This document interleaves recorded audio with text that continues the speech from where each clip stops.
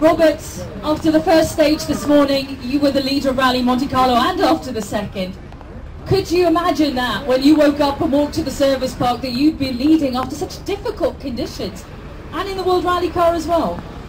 Well, yeah, not really, but it came a bit as a surprise. Of course, first two stages were actually first stage was very difficult. Okay, we were leading after two stages, but we were not as clever, okay, or not as experienced as Brian and Chris, and I was nearly going to put two snow tires in the boot, but then weather forecast was saying it will not snow. Then you know, we thought, okay, there is no point of bringing two snow tires for nothing, but that was the reason. And yeah, we lost a lot of time in the first stage. Actually, it was my first time with slick tires on snow, so it wasn't the easiest day for me. But definitely, you know, I had a small target of this year for myself as a driver. I was hoping to win a stage in WRC.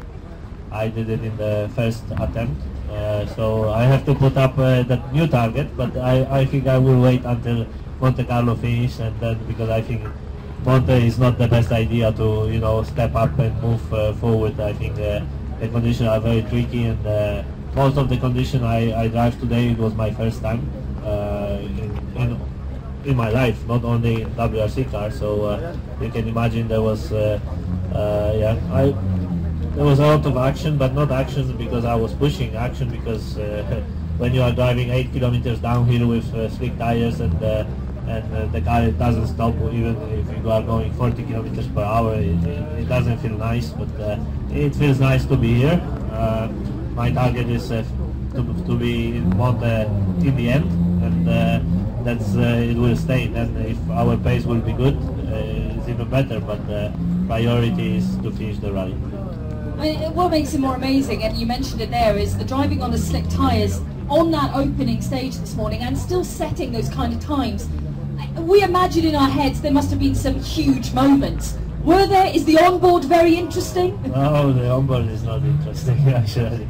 Yeah, it was. I was driving. I said to my co-driver, maybe I was driving fast because I didn't know what to do, because it was my first time. So I was just driving for what I felt. And then after 15 kilometers, or 12 kilometers, we had the first split, and I thought it's a split of car in front of me, of Evans, not of the leader of the quickest guy. So I was driving my pace, and when my co-driver was saying that I'm like 11 seconds quicker, I thought it's against Evans, not against the quickest on the stage. So yeah, but it worked okay. I have one moment, not really big, but in the first stage there was very slippery in the beginning, but wet, and then suddenly there was double-hander, like 60 corner, and suddenly I have no note about the ice, and it was icy just from one point to the other, and yeah, but I think everybody had moments, so but it wasn't as big as, for example, in Janek I have much more moments.